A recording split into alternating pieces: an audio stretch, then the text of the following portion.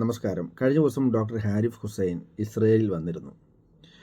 അദ്ദേഹം നമ്മുടെ ഈ പറയുന്ന യുദ്ധ സാഹചര്യങ്ങളിലൊക്കെ നേരിട്ട് അത് അനുഭവിച്ച നമ്മുടെ സഹോദരിമാരെയും അതോടൊപ്പം യുദ്ധ സാഹചര്യങ്ങളൊക്കെ നേരിട്ട ആ ഭൂമിയും അല്ലെങ്കിൽ ആ വീടുകളുമൊക്കെ സന്ദർശിച്ചുകൊണ്ട് യഥാർത്ഥ ചിത്രം പല മീഡിയകളും മറച്ചു വച്ചപ്പോൾ യഥാർത്ഥ ചിത്രം നൽകുക എന്നുൾപ്പെടെ ഇവിടുത്തെ യൂണിവേഴ്സിറ്റികൾ, ഇവിടുത്തെ കോളേജുകൾ, മുന്നോട്ടുള്ള എഡ്യൂക്കേഷൻ സാധ്യതകളൊക്കെയും ഇവിടുത്തെ അതോറിറ്റീസൊക്കെ ആയിട്ട് ബന്ധപ്പെട്ട് ചർച്ച ചെയ്യുക എന്ന വലിയ ഒരു ഉദ്ദേശമായിരുന്നു അദ്ദേഹത്തിനുള്ളത്.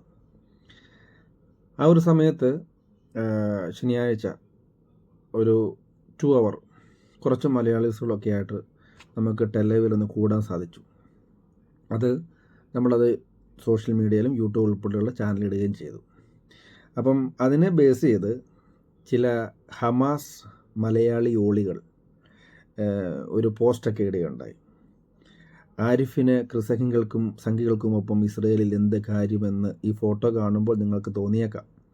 എന്നാൽ ഇതിൽ സംഘികളും കമ്മ്യൂണിസ്റ്റ് പശ്ചാത്തലത്തിലൂടെ മതം വിട്ട യമുക്കൾ എന്ന പേരിൽ അറിയപ്പെടുന്ന എക്സ് മുസ്ലിം അംഗങ്ങളും കൂടി ഉണ്ട് എന്നതാണ് വസ്തുത.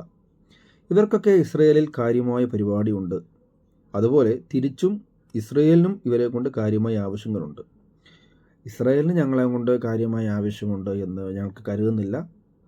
പ്രവാസിക്ക് മതമില്ല എന്ന് പറഞ്ഞാണ് ഞങ്ങൾ ഈ ഒരു കോൺസെപ്റ്റ് തന്നെ ചെയ്തത്. പ്രവാസിക്ക് മതമില്ല, ഇവിടെ നിന്ന് പോയാൽ ഇന്ത്യക്കാരും മരിച്ചു എന്നാണ്.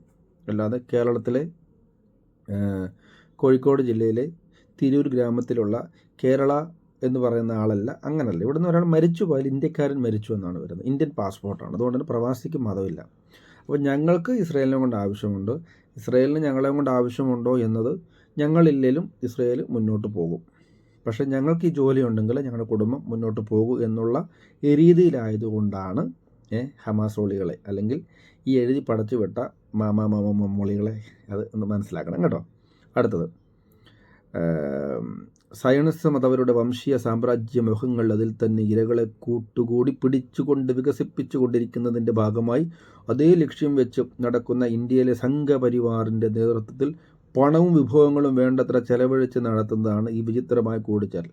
ശരിയാണ്, ഞങ്ങളെപ്പോലുള്ള പാവപ്പെട്ടവർ 24 മണിക്കൂർ ഒരു വീട്ടിലെ കെയർ ഗീവർ ജോലിയും ഏജൻസി വർക്കുകളൊക്കെ ചെയ്യുമ്പോൾ കിട്ടുന്ന ഞങ്ങളുടെ കഷ്ടപ്പെട്ട ചെറിയ ഒരു ഫണ്ടിൽ നിന്ന് കുറച്ച് കപ്പയും മീനും ഇച്ചിരി ചോറും പിന്നെ ഒരു കുപ്പി വെള്ളവും ആണ് ഇവർ ഈ പറയുന്ന വിഭവങ്ങൾ എന്നൊക്കെ പറയുന്നത്. പിന്നെ ഞങ്ങൾക്ക് തന്നെ തോന്നി കൊടുത്ത ഒരു സമ്മാനം, ഒരു ഇന്ത്യൻ അല്ലെങ്കിൽ ഇസ്രയേൽ ലിഖിതമായിട്ടുള്ള ഒരു ഗ്ലോബ്.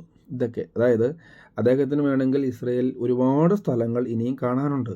ഇസ്രയേൽ എന്ന് പറയുന്ന ഒരു ചെറിയ രാജ്യത്തിൽ അദ്ദേഹത്തിന് ഒരു ടാക്സി എടുത്ത് വേണമെങ്കിൽ ഒരുപാട് സ്ഥലങ്ങൾ കണ്ട് അദ്ദേഹത്തിന് കാണാമായിരുന്നു. ഓക്കെ, എങ്കിലും ഞങ്ങൾക്കൊരു 1 അവർ തന്നുവെങ്കിൽ ആ 1 അവർ ഞങ്ങൾക്ക് തന്നത് ഏറ്റവും ഗ്രേറ്റായിട്ട് കാണുന്നവരാണ് ഞാൻ മനസ്സിലായോ?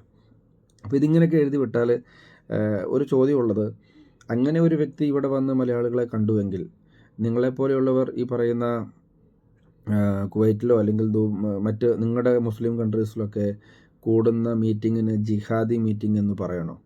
അങ്ങനെയാണെങ്കിൽ വേറൊരു ചോദ്യം, മഹിൻ എന്ന് പറയുന്ന ആളിനെ നിങ്ങൾ ഇങ്ങോട്ട് കയറ്റിവിട്ടത് നിങ്ങൾ ഫണ്ട് കൊടുത്താണ്, ഏതെങ്കിലും ഹിഡൻ അജണ്ട വെച്ചിട്ടാണ് എങ്കിൽ ഡോക്ടർ ആരിഫ് ഹുസൈൻ വന്നതും അങ്ങനെ തന്നെയാണെന്ന് കരുതിക്കോളൂ. ഇനി അതല്ല, മഹിൻ വന്നത് നല്ല ഉദ്ദേശത്തോടു കൂടി ഒരു ട്രാവലിംഗ് മാത്രമായിരുന്നു എന്നതായിരുന്നെങ്കിൽ ഡോക്ടർ ആരിഫ് ഹുസൈനും നല്ല ഉദ്ദേശത്തോടാണ് വന്നത്.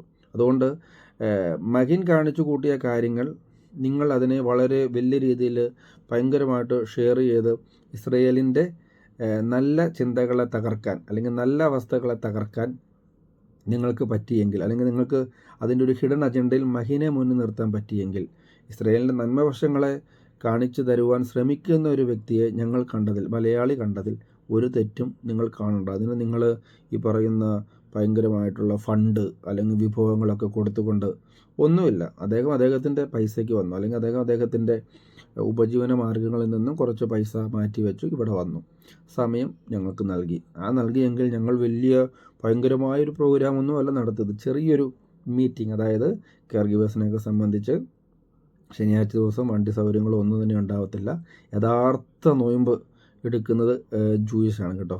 യഥാർത്ഥ നോയമ്പ്, അത് വെള്ളിയാഴ്ച വൈകിട്ട് തൊട്ട് ശനിയാഴ്ച വരെ. ബാക്കി ക്രിസ്ത്യൻസൊന്നും അങ്ങനെ എടുക്കുന്നതായിട്ട് കണ്ടിട്ടില്ല. പിന്നെ ഇതിനകത്ത് ഈ ക്രിസംഗി എന്നൊന്നും പറയേണ്ട കാര്യമില്ല.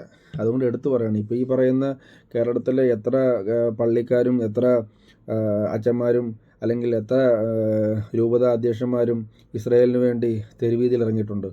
എന്നാൽ ഹമാസിന് വേണ്ടി തെരുവീതിയിൽ ഇറങ്ങിയിട്ടുള്ള നമ്മുടെ മലപ്പുറം അല്ലെങ്കിൽ അങ്ങനെയുള്ള മുസ്ലിംസ് ഉണ്ട്. ആ ഒരു ഐക്യതയുടെ പകുതി ഈ ക്രിസംഗികൾക്കില്ല. ഞാൻ ക്രിസ്ത്യാനിയായിട്ടൊന്നുമല്ല ഞാൻ ജീവിക്കുന്നത്. ഞാൻ ക്രിസ്ത്യാനിയാണെന്ന് ഞാൻ പറയത്തുമില്ല. എനിക്ക് ക്രിസ്തുവിനെ ഇഷ്ടമാണ്, യേശുവിനെ ഇഷ്ടമാണ്, അതുപോലെ എല്ലാ മതങ്ങളെയും ഇഷ്ടമാണ് എന്നും പറഞ്ഞ് ക്രിസംഗി എന്ന് പറഞ്ഞ് അല്ലെങ്കിൽ ക്രിസ്ത്യാനി എന്ന് പറഞ്ഞ് ആഴത്തിൽ കിടന്ന് സംസാരിക്കുന്ന ഒരാളല്ല. ഇവിടെ ഒരു വൈദികനും ഒരു അച്ഛന്മാരും എനിക്ക് തോന്നുന്നില്ല ഇസ്രായേലിന് വേണ്ടി ഒരു മെഴുകുതിരി കത്തിച്ച് തെരുവീതി ഇറങ്ങിയെന്ന്. പക്ഷെ അതിൻ്റെ 7 മടങ്ങ് മുസ്ലിംസ് ഈ പറയുന്ന ഹമാസ് അല്ലെങ്കിൽ പാലസ്തീന് വേണ്ടി സംസാരിക്കുന്ന കാണുമ്പം എനിക്ക് തന്നെ നാണം തോന്നിയിട്ടുണ്ട്, ഞാനൊരു ക്രിസ്ത്യാനിയാണോ എന്ന്. കാര്യം ഈ പ്ലാമാനി പിതാവ് കഴിഞ്ഞ ദിവസം പറഞ്ഞ പോലെ ഈ പറയുന്ന KC വൈയും അല്ലെങ്കിൽ മറ്റ് MC വൈയും യൂത്ത് കൊണ്ടൊന്നും ഒരു പ്രയോജനമില്ല. എല്ലാവരും പേടിച്ചു പോറികളാണ്. ഇതെൻ്റെ വാക്കുകളല്ല കേട്ടോ. കാര്യം ഒരു ദിവസം 10 തവണയെങ്കിലും ഒരു വൈദികൻ അല്ലെങ്കിൽ ഒരു അച്ഛൻ അല്ലെങ്കിൽ ഒരു ആൾക്കാർ ഇസ്രായേൽ എന്ന വാക്ക് പറയും. ബൈബിൾ വായിക്കുന്നവരല്ല ഇസ്രായേൽ എന്ന് പറയും. പക്ഷേ കഴിഞ്ഞ ഒരു വർഷമായിട്ട് ഞാൻ ഒബ്സർവ് ചെയ്തതിനകത്ത് ഇസ്രായേലിന് വേണ്ടി പ്രാർത്ഥിക്കുന്ന അല്ലെങ്കിൽ ഒരു കൂട്ടായ്മ അല്ലെങ്കിൽ ഒരു അഖണ്ഡ പ്രാർത്ഥന അല്ലെങ്കിൽ ഒരു മെഴുകുതിരി പ്രാർത്ഥന ഒന്നും നമ്മൾ കണ്ടിട്ടില്ല. രൂപതകൾ രൂപയ്ക്ക് വേണ്ടി പൈസയ്ക്ക് വേണ്ടി നിൽക്കുന്നു. അതിപ്പോൾ ശവാടക്കായാലും അല്ലെങ്കിൽ വിവാഹമായാലും ഓഡിറ്റോറിയത്തിൻ്റെ കാര്യത്തിലായാലും സ്കോളർഷിപ്പിൻ്റെ കാര്യമാണെങ്കിലും യൂണിവേഴ്സിറ്റി ഫീസിൻ്റെ കാര്യമാണെങ്കിലും ഫണ്ട് ഇഷ്ടം പോലെ വേണം. പക്ഷേ ഇസ്രായേലിന് വേണ്ടി പ്രാർത്ഥിക്കുന്നത് ഞാൻ കണ്ടിട്ടില്ല. ഇത് എടുത്തു പറയാൻ കാര്യം ഈ മറ്റ് മതത്തിലുള്ള ആ ഒരു വലിയ കൂട്ടായ്മയും കാര്യങ്ങളും ഒന്നും ഈ ക്രിസ്ത്യൻസിൻ്റെ ഇല്ല. അതുതന്നെയാണ് ഏറ്റവും വലിയ പോരായ്മയും. അതുകൊണ്ട് തന്നെ ഇവിടെ ക്രിസംഗിയായിട്ടോ മൃസംഗിയായിട്ടോ കുസംഗിയായിട്ടോ ഒന്നുമല്ല ഇസ്രായേലിലേക്ക് വന്നിട്ടുള്ള ഡോക്ടർ ആരിഫ് ഹുസൈനെ കണ്ടിട്ടുള്ളത്. പുള്ളിയുടെ ആശയങ്ങളും നിലപാടുകളിലും ഫാക്റ്റുകളിലും തെളിവുകളിലും പുള്ളി സംസാരിക്കുന്ന കാര്യങ്ങളിലും ആ ഒരു ആധികാരികത പലപ്പോഴും കണ്ട് കേട്ട് മനസ്സിലാക്കുന്ന ഒരു യൂത്ത് ഐക്കൺ എന്ന രീതിയിൽ അദ്ദേഹത്തെ കണ്ടു എന്ന് മാത്രമേ ഉള്ളൂ. അതിനപ്പുറത്തേക്ക് പുള്ളിയുടെ ആശയങ്ങളിൽ സത്യസന്ധത ഉണ്ട് എന്ന് വ്യക്തമായ ബോധ്യമുള്ളത് കൊണ്ടും ഇസ്രായേലാണ് സത്യമെന്ന് ഒരിക്കൽ ലോകം തിരിച്ചറിയും എന്നും ഉള്ളത് കൊണ്ടാണ്. ഇപ്പോൾ ഒരുപാട് വ്ളോഗേഴ്സ് ഉണ്ട്, മറ്റേ സുനിത ദേവദാസ്, പിന്നെ ഒത്തിരി പേരുണ്ട്. ഇസ്രായേലിനെയൊക്കെ തകർക്കാൻ പറ്റിയ സാമാനം ഇറാനുണ്ട് അല്ലെങ്കിൽ ഹമാസ് ജയിച്ചു എന്നൊക്കെ പറയുന്നതല്ലാതെ അവർ ഫാക്റ്റ് അല്ലെങ്കിൽ എവിഡൻസ് വെച്ച് സംസാരിക്കുന്നില്ല. ഇപ്പോൾ കഴിഞ്ഞ ദിവസം ഹമാസിൽ നിന്നൊക്കെ ആൾക്കാരെ വിട്ടുകൊടുത്തു അല്ലേ? എങ്ങനെയാണ് വിട്ടുകൊടുത്ത്? നമുക്കൊക്കെ ഏതാണ്ട് ഒളിമ്പിക്സിൽ പങ്കെടുത്ത് അവാർഡ് കിട്ടിയ പ്രതീതിയിലാണ് പാലസ്തീനിലെ ആൾക്കാർ ഈ പറയുന്ന പട്ടാളം 10,000 പട്ടാളക്കാർ മുഖംമൂടിയൊക്കെ വെച്ച് വന്നിട്ട് വലിയ സർട്ടിഫിക്കറ്റൊക്കെ കൊടുത്ത് മെഡലൊക്കെ വെച്ച് ഒരു കൊല്ലം കൊണ്ട് അകത്തിട്ടേക്കുമായിരുന്നു. അകത്തിട്ട് അവരെ പുറത്ത് കൊണ്ടുപോകുന്നതിന് അവർ കാണിക്കുന്നതാണ്. ഇതാണ് അവരുടെ വിജയം, അതാണ് അവരുടെ വിജയം. ഇപ്പം അമേരിക്ക ഇടപെട്ട് ഇസ്രായേൽ ഇടപെട്ട് ഇപ്പം എന്തായി? ഇന്നത്തെ വാർത്ത എന്തായി? ഇപ്പോൾ വാർത്ത എന്തായി?